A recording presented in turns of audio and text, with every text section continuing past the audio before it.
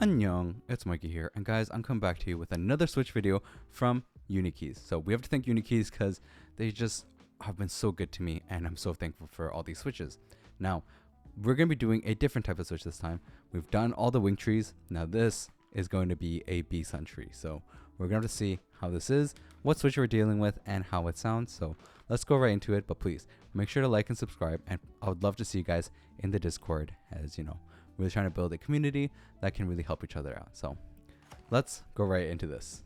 Now starting off with taking a look at the BSUN Strawberry Cheesecake. Now this one was created by Toro Studio, so this is going to be interesting to take a look at.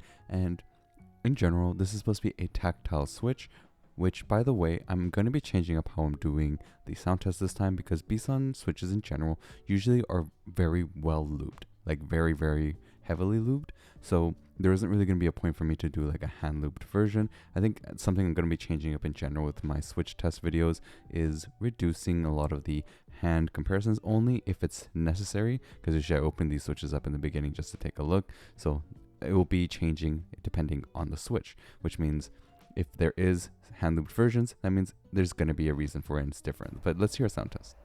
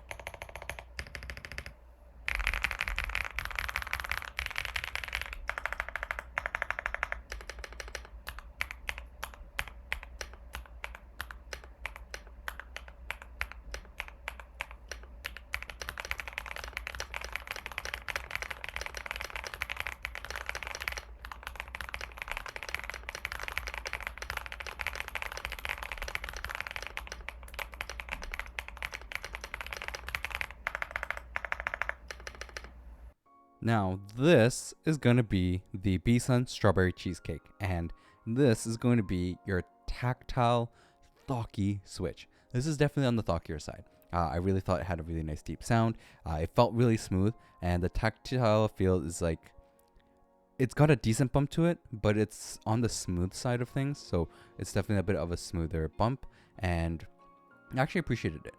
If you're looking, for like a Thocky Tactile, right? I would say that this has that nice thock to it compared to, say, some of the other tactiles that I've tried so far, where I had like the clacky to mid-range switches. Of course, we're going to have to really open it up though, take a look and do measurements, put it in the spreadsheet, and of course, we're going to have to see how it's in backlighting. So let's go right into that.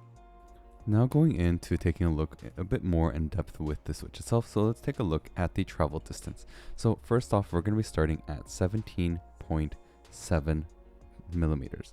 And then it goes down to 13.9. So that's a total of 3.8 millimeters travel, which is correct. That's exactly what the information of the switch was, which is a 3.8 millimeter travel. Now, one thing I wanted to show you guys kind of the travel distance in terms of the tactile. So like the tactility of it. So you know where the bump is and the bump ends. It's actually very short. So it's starting from the 17.7 and it goes to like 16.5-ish, I think, in terms of the travel for the bump. So you're getting like about 1 millimeters of travel from the top of the switch and then the bump and then to the end of the bump. And then you actually have a decent travel from the end of the bump to the bottom of the switch, which is really cool. But let me just hear you like the switch itself.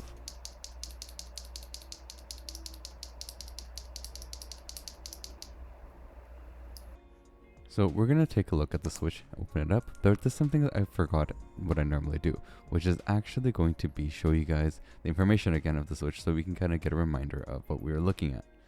So we're going to re-look at the information again just to kind of get an idea of what we were using. And of course you can see here, like with the POC housing and the lie stem, the switch itself did have a more of a Thocky sound profile, which I think was quite interesting to see. Now, of course, with the foamless builds, you're not going to get as much of a Thock through them, but like when you really compare to like the Evo with it, it does have this nice Thock sound. Now, as I was saying, the stem actually is quite looped, right? And you can see it right here. There's a lot of looping all around the stem, even like from the front and the back of the stem. The sides are like fully looped up, and even on like the contact points, you'll get a lot of loop as well. So overall, the BSUN switches, like you don't have to hand loop any of them because they're just so well lubed. I would say like incredibly lube, maybe too much lube at certain points, but it really depends on the switch, right? Like HMX switches, I would say you shouldn't lube or hand lube them just because they are actually really tight in the housings. So it's not a great thing to do. Now, as you can see here with the spring, you're looking at 21 millimeter spring, and it's a single stage spring. It has a decent jump back, and I did appreciate like how it felt with this switch. In general, it's quite interesting because of like the travel you get after the bump with it. Now, as I was saying, with the like contact points, you have a bunch of looping there on the stem itself, but I wanted to check, is it also the same for the contact points on the bottom housing? Because some switches like the Key Geek and HMX, they actually do a lot of the looping on there for the contact points on the bottom housing, and this one, surprisingly enough, I didn't really see like that kind of looping. So it's mostly on the stem and less so on the actual bottom housing, which is very different than the other switches that I've tried. Now, how does it feel to type on? Well, it's quite nice to type on. It has a bit of like a mushy end feel to it. I was kind of surprised with the fact that it has a little bit of that mush, but it makes sense because when you get a Thocky, like creamier sounding switch, usually the case is that it's gonna have a little bit of that mushy feel, and this one definitely had some of that with it to the bottom point. And I think that I really did like how it sounded in a foamed board, but not so much in like a foamless board. And as you can see here with like the travel here, so I'm showing you guys kind of the differences between how it's traveling. So this is a little bit more of like a closer look of seeing that the bump and then the end of the bump to the bottoming out of the switch has those different, you know, travel distances to it. So it's gonna feel definitely different than some of the other tactiles maybe out there, like the Type R switch, for example, which really the bottom out is at the end of the bump. This one, you're really gonna have that in between the top to the end to the bottom out. Now, the stem wobble test, as you can see here on the top end, you do get a little bit of rattling, not much, because the movement that you see mostly there is because the switch is actually moving within the plate. So keep that in mind when you are looking at this. Now, you see the stem has a little bit of wobble, but not really that much wobbling. In terms of the keycaps, once you put it on, it does have a little bit more movement, and in general, the camera is going to catch more movement than you will actually feel in person. So you have to really keep in mind that, because it's going to be different when you're actually using it. And in general, it does move with a plate as well, which is why. Now, going into the backlighting test, so the lighting isn't as great as you can see here compared to like the BSUN switches. The lighting isn't going to be that bright. It's actually quite dark. I was kind of surprised to see how dark it is, but in person you do get more lighting. So for example, when you see these kind of backlighting tests, when I do them, it's like the Wingtree linear ones, the black ones, had no lighting at all, and like even in person you can't really see anything.